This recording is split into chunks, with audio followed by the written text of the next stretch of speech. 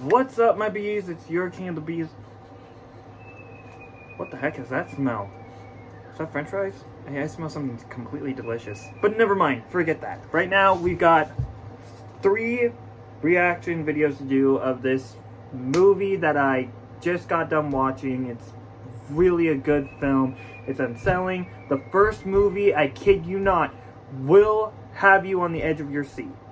This movie is no other than Creep 1 and 2. So the 3 things we're going to react to is, first 2 is Found Flicks, Ending Explained of the first, and the second Creep movies. Then Nerd explains how to beat the main antagonist from this movie trilogy, because this character is thrown the hell off. He's literally thrown off. If you, be community, have not seen Creep 1 and 2, I highly recommend you do so, because you will see what I mean when I say he's thrown the hell off. Anyway, let's get straight into the first one. Ending Explained, Found Flicks. It's about time that I delve into something different than Dead Meat and Nerd Explains and other stuff that I've reacted to in the past. Found Flicks is now our new guy that we're going to be reacting to, starting right now, today. And my teddy bear Flaky Queen Winter might react to, well, yeah, she's going to react to the VHS franchise Found Flicks Ending Explains, or whatever it is that he does with the VHS franchise, whatever it is, she's going to be on that. But right now, we're on the Creep Ending Explained. Let's get straight into it. Let's go. Let's see what he's talking about here. Oh, wait, hold up. I hope you bees could hear me. Oh no, you bees couldn't hear me. I hope you bees could hear me in that other video that I did. I didn't even know it was on 33. Please tell me you bees can hear me in the next video, because on the other video that I just uploaded. We're looking at the found footage thriller Creep, following a young videographer that answers an online ad for a job in a remote town to record the messages. By the way, Mark, when he notices the man's odd behavior, he starts to question his intentions. I really like this one, as it manages to do a lot with very little. It's pretty much just 2 minutes talking, but impressively thanks in no small part to the multi-layered performance of Mark Duplass. This one is a Mark Duplass, that's his name. Mark Duplass. He's the guy who plays as this unhinged, just... If you be community, just go see the movie, and you'll understand why I say this character in Creep 1 and 2 movies completely unhinged. Alright, let's see it. Featuring the same naturalistic approach, but combining that with horror elements, of which Creep might be the most successful overall. As it's mostly dialogue, they toe this line constantly of things being weird, funny, and creepy, appropriate, and also an undercurrent of scary that works really well. And this was actually a lot funnier than I remembered, but funny in a very peculiar and even unsettling way, which is an impressive feat that again makes this one a standout as a classic for these reasons, and also makes very good use of the found footage style to glean mini scares as well. It's simple, effective, and downright memorable considering its minuscule budget. And it's no surprise that this comes from Blumhouse. Where would we be without those guys? There is a lot to dissect with the Creep character and what his whole deal is, so we'll be focusing on who he says he is versus who he actually is, the truth lying somewhere in between, along with explaining the ending that gives us further context to the Creep's personality and sets things up nicely for our story to continue in Creep 2. We meet our constantly filming videographer Aaron on his way out into the mountains for a filming job. $1,000 a day, discretion appreciated, is all the listing said, and he admits that he doesn't even know the guy, longingly considering it could be some beautiful, lonely woman waiting for him, writing it off as just a thought. Yeah, not exactly, but ascending into the heavily forested area, he arrives at the remote house, having to climb a large set of stairs already winded by the time he reaches the door. There's no answer when he knocks or uses the little buzzer thing, and no response when he tries to call either. Seeing an axe ominously sticking out of a tree stump below, he opts to wait in his car, assuming the guy isn't going to show. Just then, he appears at the car window, startling Aaron, introducing himself as Joseph, smiling creepily, saying they're gonna have a great time today, telling him he has a kind face, opening the door to lure him out. Joseph asks for a hug to break the ice, asking him to trust him, promising that this won't be weird at all. It's already weird. He calls the cabin his family's vacation home, reminiscing that there's many memories in these walls. And Joseph is anxious to get started with his video project. As he divulges to Aaron,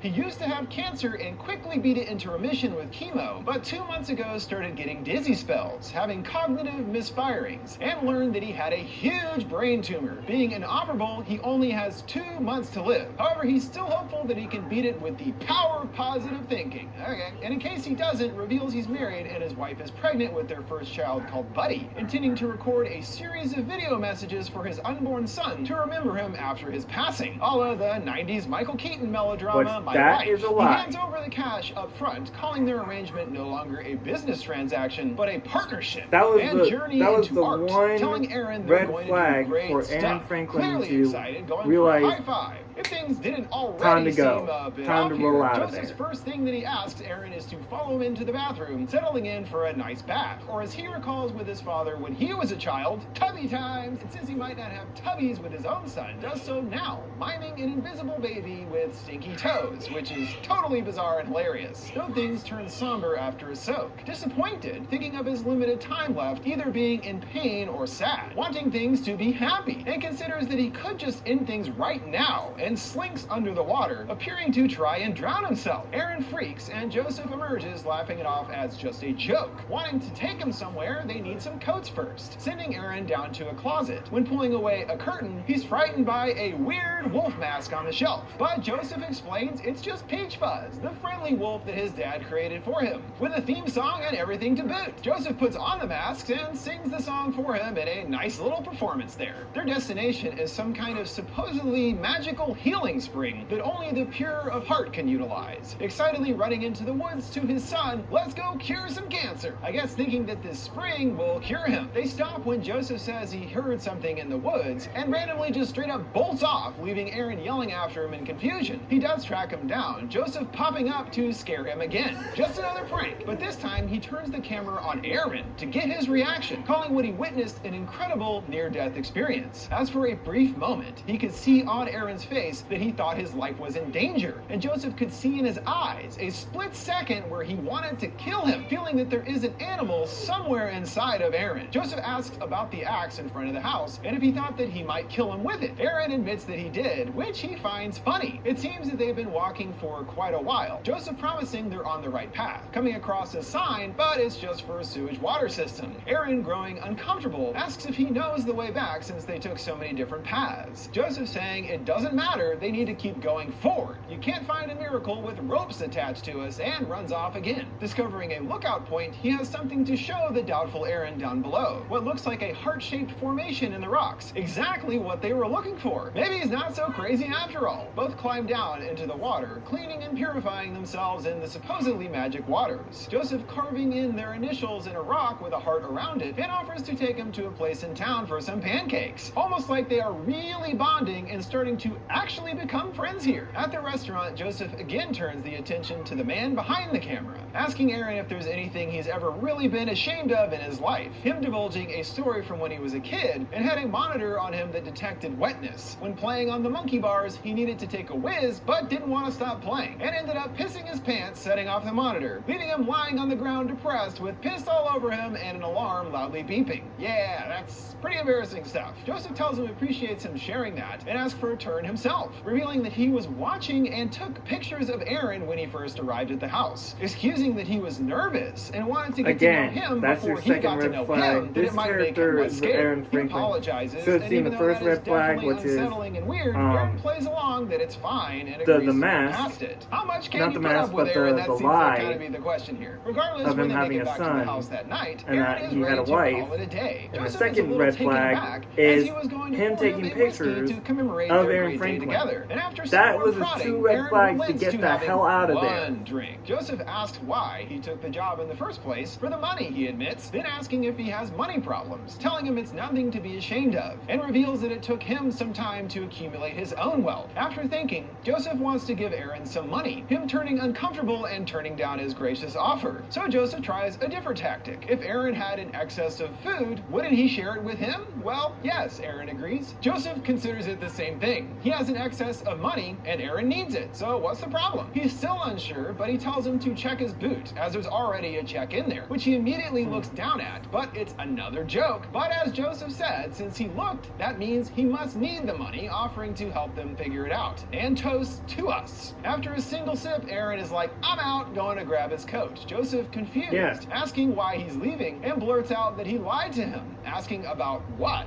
Peach fuzz, he says. He tells him it's something he can't tell another living soul and needs to get it off his chest before dying, asking him to sit down and turn the camera off, still hearing their audio over a black screen. He proceeds to tell quite a story involving the internet and his wife's concerning browsing habits. When his internet started to slow down, a coworker suggested that it might be due to the browser history being full, and when he looked for himself, saw unspeakable things, mostly bestiality porn, and with only 2 people in the house, it must have been his wife Angela responsible. When confronting her, she outright denied it, and over time the lie began to tear apart their marriage. So he took matters into his own hands, asking her to come up to the cabin, but left due to being called for work. He wasn't really called for work though, going down to a store and buying a wolf mask, coming back to the house 3 hours later. He climbed through the window while his wife was asleep and had ravenous animalistic intercourse with her, saying he had never seen her so happy, and escaped out the window. This is ridiculous. He came back the next morning as himself, asking about her night, her only offering that it was fine with a little smirk, and they never spoke of it again. But the internet was back up to speed, as her desires had been fulfilled. Woo-wee, that is pretty messed up for sure. But hey, so what if it's a little kinky? It saved their marriage, right? No, still weird. Naturally, Aaron is only becoming more alarmed with each passing moment they're spending together as they return to filming Joseph's outro for the video. And after one take, Aaron's like, yeah, that was great, gotta go, searching for his keys, while Joseph, on the other hand, wasn't feeling it, asking for another take. Obviously shaken, Joseph is concerned his story scared him, and offers that he should just stay the night. There's plenty of beds here, and they'll find his keys in the morning. And somehow does convince him to stay, not that he can go anywhere without his keys anyway. And Joseph rubs his arm, apologizing for raising his voice. Aaron seems calmer now, pouring them another drink, both agreeing it was the right move for him to stay the night. And both chug their drinks down, Joseph with a much larger one. They try to do more takes, and Joseph is really feeling it, thinking the drink tasted odd. Clearly, Aaron drugged him, Joseph's speech getting slurry as he does more takes. And later, he's passed out snoring, mumbling why did he do that, lulling him back to sleep to search his pockets for his keys. Being careful not to disturb his slumber. Finding his cell phone, it starts to ring, rushing into the bathroom to answer, where he learns the truth about his new friend, thinking that it must be Angela. The woman asks to speak to Joseph, and he tries to explain that he's here to film her husband's cancer thing. She doesn't speak to this, but tells him he's gotta get out of there now. He asks if he's in danger, her saying her brother has problems, getting serious that he needs to leave immediately. Wow, so obviously Joseph has been lying about literally everything up to this point, and now we know for sure that he has more nefarious intentions here than he initially let on. When he returns to the living room, Joseph has vanished to Aaron's home, searching the house for what he now knows is his dangerous new friend. He spots the back door slightly open, cautiously stepping outside, darting his view around the darkness. Joseph appears, exclaiming death is coming, staring blank-eyed, and just keeps kinda creepily standing there for a few moments. Nothing we can do now, he oddly continues, then starting to get upset and breaks down sobbing, crying that he doesn't want to die and going in for a hug, telling Aaron he loves him and is a good friend. Woo boy, yeah, this guy's got some major problems. Aaron tells him that he knows what's really going on here, that he's troubled, and offers to help, promising that he's not angry. All he wants is his keys and then they can go from there. Joseph keeps staring off, then frantically runs back inside and downstairs. Aaron follows after, encountering Joseph in his peach fuzz mask blocking the door. He asks if he's going to let him go, him shaking his head no, then asks why he's doing this, just to scare him? Him nodding in response. Aaron is all, okay, you win, I'm terrified, dude, asking him to step aside and let him go. Joseph starts growling and rubbing the door, rushing the camera, which cuts to static. Without knowing exactly what happened, we come back to footage of Joseph dragging some garbage bags and starting to dig a hole, assuming it's a chopped up Aaron inside, but pull away seeing that Aaron did manage to escape, thinking this was all over until a few days later, this footage on a disc was sent to him in the mail, meaning that Joseph knows his address, but decides to pretend it didn't happen, filing the disc away. But it turns out it's not so easy to forget after all. Aaron waking up from having bizarre nightmares of him and Joseph in a hot tub, Joseph wearing his Peach Fuzz mask and Aaron wearing his own baby wolf mask, realizing that he's giving him a tubby, feeling something weird in the water. He pulls out his hand, finding a covered in blood, groaning he's really gotta forget about this guy. The next day, finding a huge box marked fragile on his doorstep with no return address, he's pretty sure he knows where it came from. Kicking and banging on the box before opening, inside he finds a kitchen knife and another disc. On it, Joseph is at a lake, apologizing for the previous grave digging video, calling it manipulative and an emotional response, excusing himself as he wasn't in the right headspace, as Aaron did drug him and all, having found the empty Benadryl bottle, which he's actually impressed by, deeming it a cool move, and just wants to clear the air, he says, and reveals that if he hadn't found the third item in the box, to pause the disc and dig deeper. There, Aaron finds a baby wolf stuffed animal, which weirdly mirrors his nightmare, and Joseph goes on to explain that he loves wolves because they love deeply, but don't know how to express it, generally doing so in violent ways, but deep down inside that they have a good heart, even if they are misguided and murderous, all plainly referring to himself and his broken mental state. The stuffed animal reminded Joseph of that first moment in the woods where he scared him and saw that murderous glint in Aaron's eyes, encouraging him to embrace his own inner wolf, to take the knife and murder it, proclaiming when you get inside, all this beautiful stuff comes out. Almost like he's trying to groom Aaron to becoming a killer like him. Aaron doesn't use the knife, instead opting for his hands to rip the wolf open, retrieving a silver heart locket. Inside, it's pictures of the two of them, J and A forever inscribed, moaning, "Oh my God," in anguish at the strange gift, the disc ending with an ominous, "See you soon, buddy." Obviously terrified, Aaron reinforces the locks in his house and tries to report him to the police, but with no real name or address to use, as he learned that house was rented, there's not much that they can do to his frustration, sarcastically saying, "Oh, I'll certainly be sleeping soundly tonight, thanks a lot, lady." That night he's awoken by another similar nightmare, this time turning very real, when hearing a bang behind him. He flips his shit and turns on all the lights in the house, grabbing the knife and asking if anyone is there. Not noticing Joseph standing right at his front door when he leaves the room, quickly ducking out of sight when he returns. I was on the Hearing edge more of my sounds seat from just outside, from Aaron this grabs the camera, scene right drawn here. into a dark back alley, discovering only a knocked-over trash can, moaning about raccoons, and not knowing just how close Joseph was. This becomes abundantly clear later when back in bed asleep, the camera flips on thanks to Joseph, and he cuts off a lock of his hair. Aaron having no idea of this violation until the next morning, discovering the screen on his window broken and a disc left behind labeled "My Last Video." Here Joseph seems regretful and genuine, but at this point there's no reason to trust anything he says, and is upset, in particular for him throwing his special best pal locket in the trash, feeling his heart broken, and admits that this sent him into a spiral of bad and negative thoughts about Aaron, but ultimately felt that he was right to throw it away because they were never truly friends at all, since he did make up every single story about himself he told in their time together. He divulges that he wants to be honest, and if true, this moment does help us understand Joseph a bit more in his history, lamenting that he doesn't know what's wrong with him, but feels that he's been pretending his whole life. Initially he was told to be an actor, but didn't like that because it wasn't real. It could only get off if it was real, illuminating the reason for his whole character show here tonight.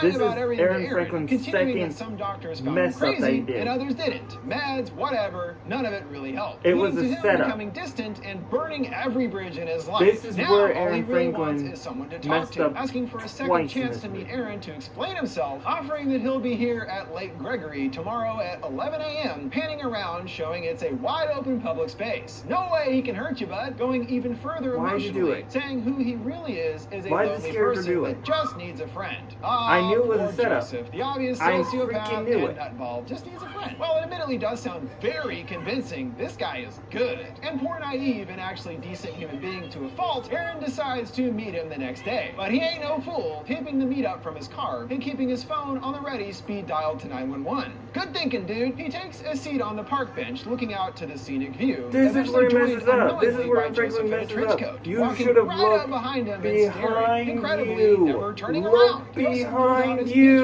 Beach Boys mask and axe, lifting them up and smacks it down right That into was the so middle of Aaron's stupid skull, for turning Aaron once more to Franklin a still to just frame, keep this time watched by looking Joseph at later. He's the impressed view by of the his safety lake plans, instead but of he too wonders looking why he never behind turned to look him. behind him. He then understands why, calling Aaron the greatest man to ever live. No matter what he did to him in their weird day, he always went along with it, and continued believing that Joseph truly didn't intend to harm him, and for the first time actually seems to be real with us, giving Aaron the honor of loving him the most, the favorite of all of his victims. Getting obvious pleasure, he continues the footage murdering Aaron, and gets startled by himself rushing the camera. We see that Joseph continues his murderous adventures after this, That's and another get a jump peek scare that at his got me, full damn it. catalog. Already getting a call from another new victim, Bill, about his job, telling him he's looking forward to meeting him. He opens a cabinet full of tapes and discs, one movie for each of his previous murders, and each time must have subjected them to the same video cat and mouse setup we saw with Aaron. Certainly this whole act is how he gets his thrills. He kept pushing Aaron further and further as the day went on, almost like trying to get him to reach a breaking point and leave, but after a while it became obvious that Aaron is simply too nice to ever actually doubt Joseph, which of course proves to be his fatal downfall in the end. It does seem that Joseph really did value their friendship in an obviously twisted way, and was being truthful at points about this, but ultimately everything to Joseph is just an act. Acting for real, as he said, doing this whole elaborate setup to get his rocks off. There's also something to Joseph that he's actually creating movies with his victims, a kind of art in his own mind. As he tells Aaron in the beginning, this is going to be an artistic journey, just not in the way that he would have ever imagined it. That wraps it up for this Ending Explained for Creep, but that isn't the end of our Killer Creeps adventures, as a few years later they followed this up with Creep 2, which is a kind of very creative subversion of the format of this film, finding our character in a very different place than presented here, and allows us to get a much deeper insight into who he really is underneath the act. So yes, I will be taking a look at the sequel coming soon. But before we go, don't forget you can send me suggestions for any movies or TV shows you'd like to see me explain by sending them my way on any of my social media accounts at FoundFlix. Oh, excuse me, need to take this, sorry. Yes, hello? Yes, calling about the job. $1,000 a day. Discretion appreciated. Excellent. I will see you soon. Oh, he's been creative. Thank you just so like much. Dead Me as well with these. Looks like I got work to do. Okay. Yep. Yep. What did you Okay. guys think of Creep All Man's right. Ending? What's your favorite found footage horror film? Let me know your thoughts in the comments. Alright, time to do Creep 2 Ending Explained, because I don't know what in the world that ending meant. So how has my style changed over the Because years? I've seen the second one, and it's My emo era. I'm a little bit confused Okay, over it. Oh, Rockstar. come on. Man, I've come a long way. Come Every picture on! tells your story. With Google Photos. Oh, just piss off, you ads. I don't care for any of these. I don't care. Let's just care about the Creep 2 Ending Explained from Fanflix. Let's do this. What's up, folks? Welcome to FoundFlix. Today we're looking at the What's up, man? continuing saga of our favorite killer Creep in Creep 2, picking up a few years after the events of the first film, where Sarah, a video artist who creates shocking stories, realizes that she has made a grave mistake when she meets a serial killer in a cabin who wants her to document all about his long-held secret as the biggest unknown serial killer in America. It's a pretty vague synopsis, and it is definitely worth watching the first film before the second, because it helps really show us what the filmmakers were going for with this sequel. And if you haven't checked out my video on the first film, do it to it, bud, because Creep 2 is kind of an inversion of the format of the first film, and was an extremely creative way to continue the story in an organic and interesting way, rather than repeat the setup of the first film, where our killer finds another victim and plays more pathological liar slash host to his prey. That might be what we expect. But here, as Joseph, now going as Aaron, finds himself in a very different state of mind than when we first met him, having essentially a midlife crisis, and finds that killing doesn't provide him the thrill it once did. This provides our man Mark Duplass with a whole new perspective and insight to the character, and he's actually quite forthright about who he is in contrast to the first film. The problem is that she doesn't believe him. This flip-flop of the first is also done in another important way, where his newest videographer, BFF, and potential victim Sarah is a lot different than the timid and naively kind Aaron of before. With Aaron Aaron, he would constantly push him just to get a rise out of him, and knew that he had his victim clearly exactly where he wanted him the entire time, and obviously got sick amusement out of pushing him further and further over the edge. However, Sarah, on the other hand, wants something from him. For her show, a real serial killer, or even just a delusional weirdo that calls himself one, would be the ultimate episode of her web series Encounters. So here, in a lot of cases, she's the one pushing him, and seems to actually make our killer uncomfortable and kind of loses dominance in response to her surprising behavior. It's all really interesting, and just like the first film, is still quite hilarious, and this is all thanks to Duplass's performance. He kind of rules in these movies. Perfectly creepy, uncomfortable, and somehow also warm and friendly, while still having an undertone of, oh dang, this guy could definitely kill me at any moment. So let's check in with our Creep's newest adventures in The Creep 2, and a surprising encounter with Sarah, the quite substantial history and backstory to the character that we are given, and breaking down the many twists that in the end sets us up for another even more terrifying showdown. From the very opening of Creep 2, we start to understand a lot more about our serial killer pal, and then he seems to have a kind of routine that he follows with each of his victims, although done slightly differently this time, as this time the creep has befriended this guy Dave without any indication of him being a killer. The young man Dave is disturbed by a box delivered, inside a stuffed baby wolf plush toy and a camera jammed inside, along with a disc marked Watch Me, just as he sent to Aaron at the end of the first film. He's joined by who was once called Joseph, hearing him creepily whistling before entering, but now has taken on the moniker of his previously deceased best friend Aaron, and this time has made it seem to David that he is an innocent third party to a stalker that he is dealing with and sent the box, rather than it being more of a direct threat as it was with Aaron. Our first indication that things have changed for our killer since we saw him a few years back. Aaron keeps playing innocent while Dave describes the weird DVDs that have been sent to him, pretending along with it. Oh no, David, like this is your home! When revealing that it's happening again. A rattled David goes to get a beer, and only now does Aaron drop the axe, smirking to the camera when left alone, bringing it with him to the kitchen table. There does still seem to be a through line of Aaron pushing nice people to the brink. David here asking what's going on with him, and Aaron is taken aback by just how awesome he is to ask about how he's doing when he's dealing with all this crazy stalker situation. Again indicating that David is nice to a fault, just like the real Aaron was prior.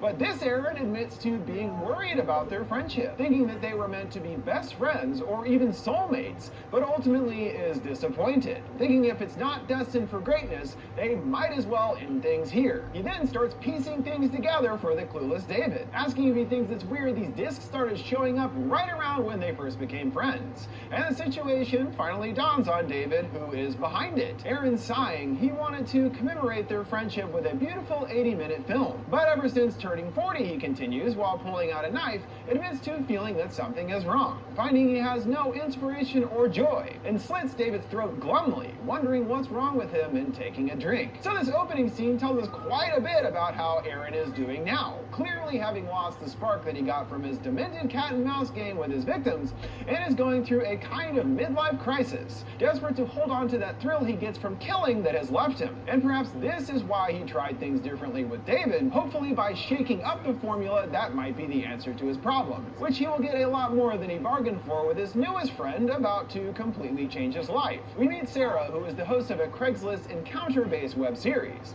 finding people online with strange and interesting stories and attempting to bring them to light via her show, to finding something that the lonely could empathize with. But the problem is, while certainly weird and quirky, giving glimmers of what she's searching for, the audience isn't biting, getting a measly 9 views on her latest episode. Ooh, I feel you, girl. And the failure is starting to get to Sarah after so many misfires, doing a sad introduction for her final episode, calling it My Failure, she laments. But the next day, she finds a new Craigslist ad that has her in better spirits, which sounds decidedly strange as well as quite vague. Looking for a videographer with mention of fans of Interview with a Vampire being a plus, and let's go deep together. And we can already pick up on this being Aaron behind the ad. She texts and gets an immediate response, asking if she scares easily. No, she replies. He asks her name, and she almost types a fake one, but decides to use her real one anyway, then responding that that's the name of his favorite song and asking to meet. Just like that, she's off to meet Aaron at another remote location.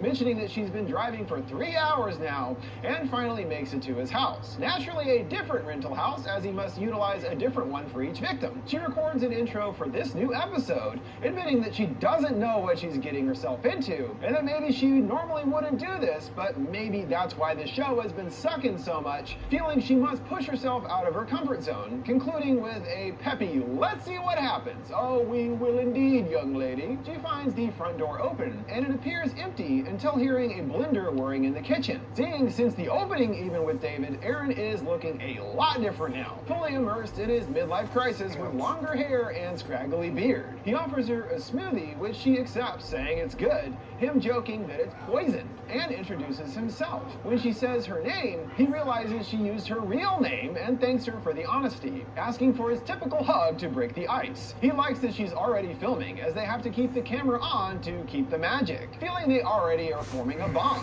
She gives her work history as a wedding videographer saving up for grad school, and asking what he does, he outright admits to being a serial killer. Although he technically feels he's more of a murderer, the problem being he's killed just too many people, 39 in fact. He then opens up about his malaise after turning 40, that he no longer trusts his instincts and is worried that he might have lost what made him great. He reminisces that he used to be able to meet a man at a bar, put a knife in him and gut him open, and that the universe would reveal itself to him inside, finding it beautiful. For him, killing was his religion, but after so many years now feels more like a job, which saddens him to his core. Although he was given some fresh hope when reading an article about filmmaker Francis Ford Coppola in his later years, who said he hadn't made an original film since The Conversation, which is really good if you haven't seen it, and wasn't sure if he was capable of that anymore, but wanted to keep trying. Aaron finds this motivating.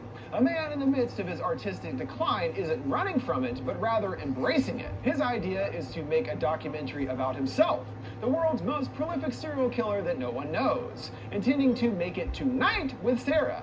He knows it's a lot to lay on her, and tells her that she can leave now with no hard feelings, and offers her two things. He won't kill her for the first 24 hours, and will provide to her deepest personal access into his soul, believing together that they can make magic. She's into it, of course thinking that he's full of shit about the whole killer thing, and already thinking that this would provide a very interesting subject for her show. What's really interesting to me is just, again, how drastically different Aaron's demeanor is here compared to his time with the real Aaron. Here it seems that the facade has dropped entirely. He appears to not be lying or playing pretend with a fake tumor story or any of that kind of stuff. So, he seems to be 100% honest here, well, except for his name, which is such a stark contrast to his character previously. Thusly, it feels that we really are getting a lot more of an honest look into the killer and what makes him who he is. Again, a pretty interesting flip there character-wise from the first. Middle-aged, sure as a bitch. At least at first, Sarah has no reason to believe his story of being a killer, and almost to quickly prove his identity, shows her footage of real Aaron's murder from the end of the first film. She's confused. "Oh, is that you? Oh, who's that?" "My friend," he says,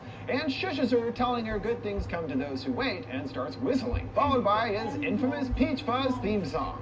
Just as Aaron gets whacked in the head with the axe, Sarah reacts with an "oh shit" and turns the focus on her, asking what she thinks of this. She mutters that it's interesting. "Did it scare you?" he asks, her turning the tables. "Did you want it to scare me?" Something he obviously wasn't prepared for, hooning at her, keeping it together, and runs off upstairs. Similar to with the real Aaron, the first stage of his game seems to kind of be upping the weirdness to get a reaction out of his victims, and this is the first indication that Sarah is something very different than he's used to or expecting, and doesn't seem to have the typical reaction that he's looking for, which continues to become more clear the longer they spend together. Similar to the tubby times with Aaron, it seems that nudity is the next step, going on about how there's a barrier between a man and a woman, wondering what they look like naked, and if they are going to embark on this together, they need to tear this wall down.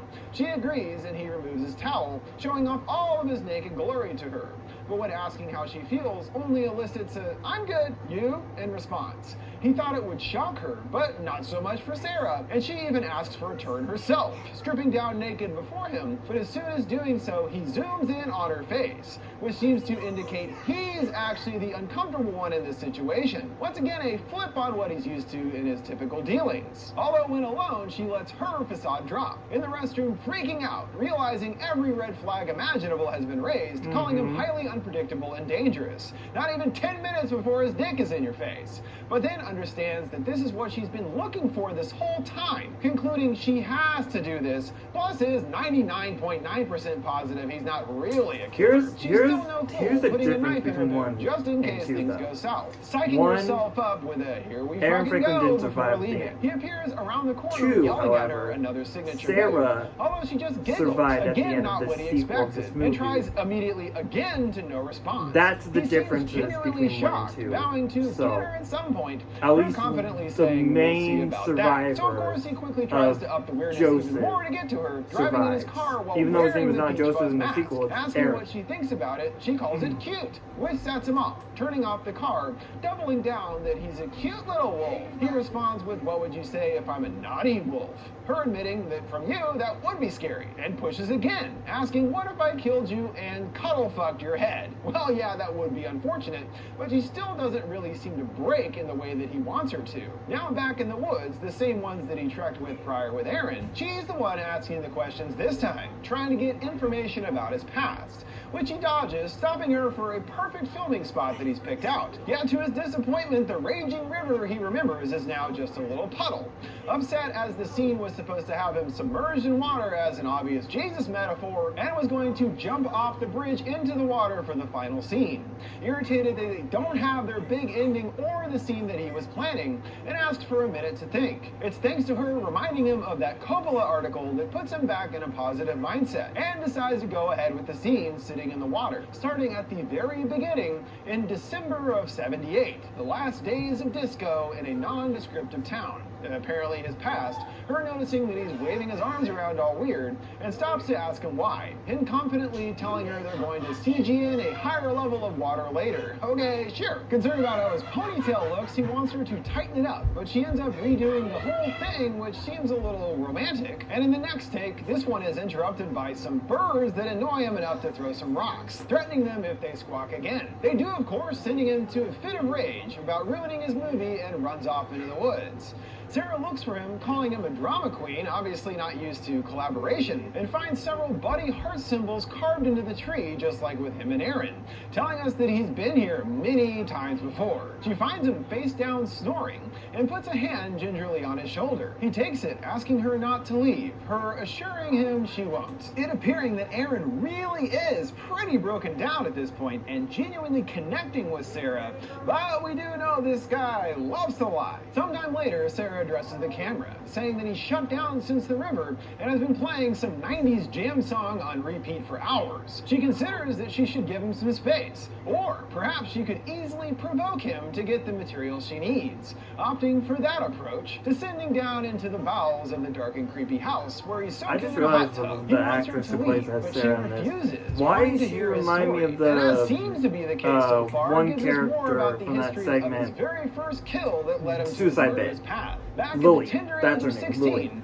he saw Because a band perform she- that song, I don't know, I might Sarah have to Loves Her Juicy Fruit, see if I might and be right felt about for the that. first time that he belonged. He ended up getting a ride from a random stranger, who turns out was a killer himself, beating him up and digging a grave for him, but clarifies that he actually loved him, although he was bad at tying knots, getting free and using his hands to strangle the man to death, who apparently had that nervous disorder where you pull out your own hair, which he believes transferred to him as a result.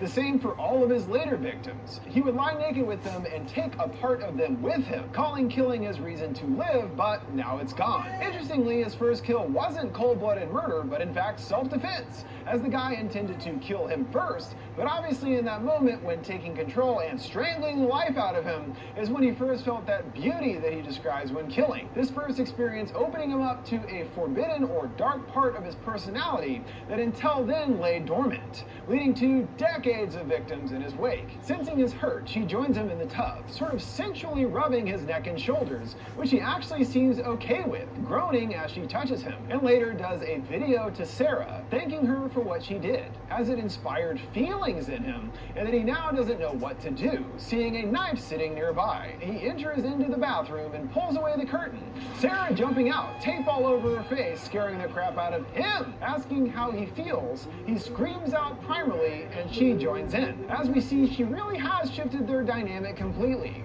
and is now trying to elicit the feelings she wants out of her subject, rather than the other way around that he's used to, which is confusing and new for him, I'm sure. After this breakthrough moment, their relationship becomes kind of fun, as the two engage in a game of hide and seek, Aaron counting to 50 and searching for Sarah, going to a barn where she spooks him at the window, him then yelling, "I'm coming for you," her giggling, "You don't scare me," and running after her with a knife. Wow, these two weirdos kind of deserve each other, huh? Filming him chopping some wood, she attempts to get some honest answers to more questions, like when holding that axe, does a part of him want to ram it into her face, considering his past?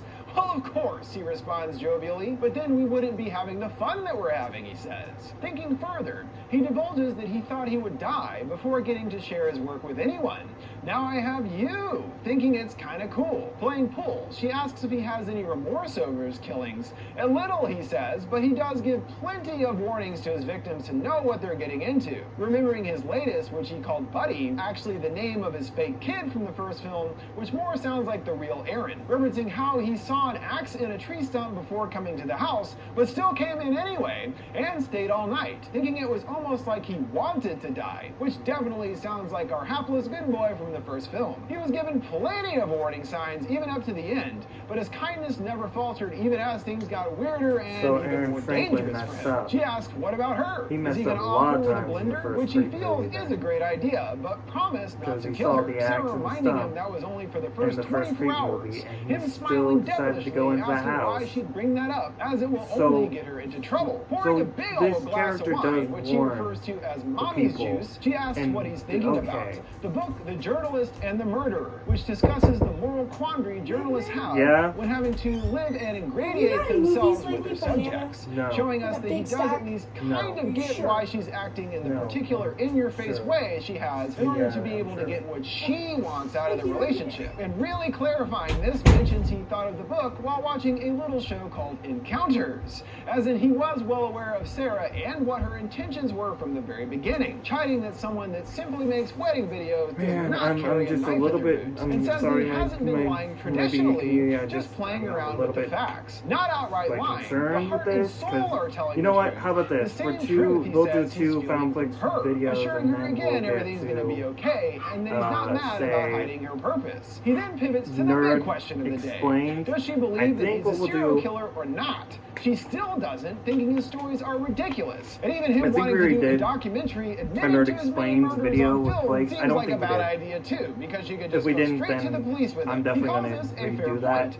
but showing he has other ideas, says that she won't go Because tomorrow it's already at because by 41 then he'll be dead. minutes and in this wants video, her and I to kill don't know if him. it's gonna He wants go to to make his 50. big And 40th if it goes kill to 50, something then important. I don't Rather wanna than a do random victim, what would be a better than 1 minute him? video, Plus, giving her a because murder film where the pupil fells the that king, is he going to says, will be be quite an excellent literally episode of her show. not She's taken a good aback one. by him wanting her to murder him, but he's too excited with the idea, running off to fetch his Peach Fuzz mask, giving pointers on how to use the So axe after to this behead him, one, just to make sure he we're going to legally end agrees it, on camera, but declines any because I last don't know words, if as I he's can talked finish enough the for 10 lifetimes, other one, doing a wolf howl and the encouraging Nerd her Explained whenever one. she's ready, but Yeah. she can't do it. So they Now it's try on 42. a more so-called passive way, utilizing a noose. He'll jump off the ledge, and unless she saves him, he'll die. Even though she says she's not ready, he jumps anyway, and unsurprisingly, she springs right into action to save him. And these two murder setups are finally enough to get her to crack. Aaron coming across her putting on her boots, worried she's leaving. And it sure sounds like it, telling him to fuck off. And is in disbelief that he put her in that situation. He tries to explain, retrieving I the really harness, like this proving guy. that he wasn't Whoa, actually whoa, hanging okay. himself, so I there really was no like this real guy, danger Foundflix. after all. And lays Foundflix, out shout that out he to really you. likes her, You know, and is just trying to you connect connect with You're her, doing a but good job is with these doing ending a poor explains job. And if he videos was on. potentially being truthful earlier,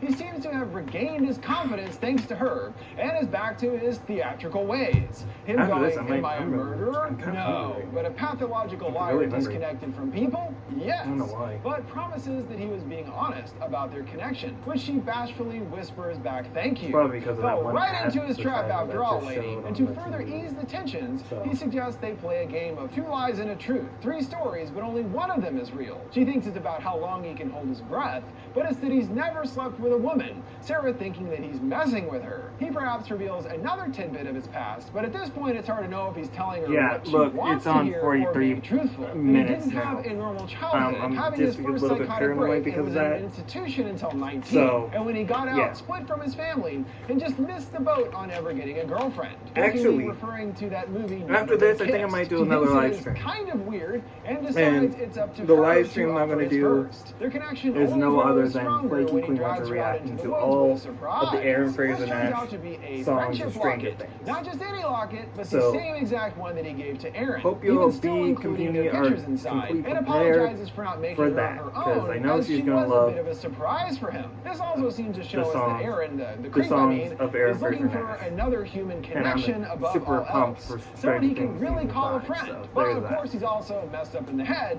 and can't seem to understand that fine line between friend and murder victim. Isn't that always the way? Rushing her and disappearing into the night, she tracks him down to a big hole in the ground, Sarah asking if it's for her or him. He dug it before she got here and wasn't actually sure then, but feels he has it figured out now. He turns the camera to her, pulling out the knife she had in her boot, and asks if she's ready for the grand finale of the episode. He offers for them to stab each other to death and fall into the hole like a Romeo and Juliet situation, but promises he won't stab her handing over the knife. He stabs himself, and rather than follow her into the pact, when he hands over the knife, she runs off instead. Him in pursuit, but getting weaker, stumbling along the way. Too bad for her as he has the keys, him yelling there's nowhere she can go. So she surprises him and they tumble on the ground, and after she runs off again, we hear them continuing to struggle off screen. Next seeing Aaron carrying her body, dragging them both down into the hole. But after a few moments, he pops She's up not- and decides to crawl she's out, not- realizing she after has all not that he fallen. didn't want to die tonight, but admits to feeling bad as it was his whole idea in the first place. When offering Sarah, hey, at least it's gonna make a great episode. And here, to me, I do again feel that he's being genuine, longingly recounting how he didn't want to kill again until he met her, calling Sarah his muse, inspiring him to murder, and helped him get over his slump, which fits in with his whole weird wanting a friend thing. They really did Mark bond in a very Duplass's, odd way. That character hide-and-seek Joseph scene in the was second another Creep 2 level, movie, but the big even though his moment name is is that he has Aaron. his mojo back thanks to her. That's Kind of funny, that's reminds all I'm me of saying. Although Jack she's not quite Torrance. dead, crawling There out of she the hole with is. a shovel and whacking him in the back of the head and disappears into the night, which is also an inversion to the ending of the first film. This time it's the creep who never turns around. We might think that after his revelation that this is Aaron's unceremonious end, but sometime later we pick up with another POV camera shot on what looks like the streets of New York. Then seeing that they are following what must be Sarah in the park and on a subway. Sitting nearby, the creep begins to whistle his signature tune, and Sarah instantly realizes who it is, turning to face the camera with an oh shit face, showing us not only was he able to track her down just as with the real Aaron, dang this guy is good, we're being set up for a showdown between the two. And it seems that Aaron, or whatever the hell his name is, isn't quite ready to let Sarah go. I mean, she's his muse after all. But things end before we see how things shake out. And there has been a lot of talk about a third and final Creep film, but it has not yet come to fruition. It's called The Creep holdup being Tapes. Duplass. That's what Around the March this year, he was third asked installment about for Creep Creep is, 3, my and they said that B they were community. working on It's it, called but The Creep still Tapes. considering a I concept can't that they wait, felt was 'cause good I know enough it's to probably go gonna pick forward up with, which I really after Creep appreciate. 2 With of this the one and ending, the whole switch and up it's gonna of the continue first off of film's that. format, while still keeping So, what worked. I'm- They kind I'm of super built on excited. the I'm first film and twisted it really into a excited, new creative like- direction. Creep 2 is a good one, and I hope that they are able to crack the story before too long. One thing that I thought of would be having another listing set up, but this time the videographer is also a serial killer, you know, and has heard word of the creep, and his intent is to subterfuge as a confused cameraman, and then slowly revealing who he truly is. It's maybe a bit cliche, but I think this would work well with the storytelling format that they've created here. It could even have Aaron saying Sarah is his girlfriend now, but is it a lie? Is it the truth? Is she dead? Who knows? Joseph You is could just still do a lot alive. with that, I think. Just my bullshit pitch That's there what that anyway. ending means. And that'll do it for this time. Now Now, don't forget you can send me requests But for any movies how, or TV though? shows you'd like to see me explain by sending them my way 'Cause on see- any of my social media 'cause accounts. Sarah Downflips. whacked What did you guys think of Creep 2 and its ending? Joseph, what would you hope to aka see in a now potential known as and Aaron, final entry in the trilogy? with the Creep 3? shovel Let me know your thoughts in the comments in the below. second movie. Make sure to like, subscribe, and follow. Thanks for watching. How is he still alive after that? It doesn't matter. I'm actually excited. So, yeah, my bee community. This has been your King of the Bees. I wanted to do 3 videos, but I don't know because now it's on 48. I don't know if I can do 3 videos on this. But, without that said, all I have to say is go watch Creep 1 and 2. You will love both of these movies. They're disturbing and just great found footage horror movie for like October. But the next thing is go subscribe to FoundFlix. Go hit that notification bell anytime he uploads a new ending explained or whatever content he creates. And if you like my reaction to Creep 2 2017, Creep Ending Explained and Creep 2 Ending Explained from FoundFlix, why not sing that subscribe button, sing my like button, sing that notification bell anytime below the video, and comment down below if you have seen Creep 1 and 2. Tell me your thoughts about 1 and 2, and if you like these ones or if you don't like them. Don't actually, you know what, just at least don't be too harsh on the movies, because these 2 movies I really enjoyed, and I can't wait for the 3rd one, which is called The Creep Tapes, which is a Shudder original, which I don't have Shudder, so I'm gonna have to find a way to watch that some way, somehow. But anyway, my B community, on to the next thing, which is my live stream, which is Flaky Queen Winter reacting to Aaron Fraser Nash, all 47 songs of the Stranger Things he's ever created. And remember the motto: if you have a crummy, sad day, stay brave and stay humble. And just again, go on to Netflix, whatever, Vudu, whatever platform you can watch Creep 1 and 2 on, because these movies were top notch. The first one really had me on the edge of my seat, and it's gonna have you on the edge of your seat as well. So that's all I'm gonna say about this. And yeah, my big me. This is your King of the Bees off this this reaction video of FoundFlix and Explained of Creep 1 and 2.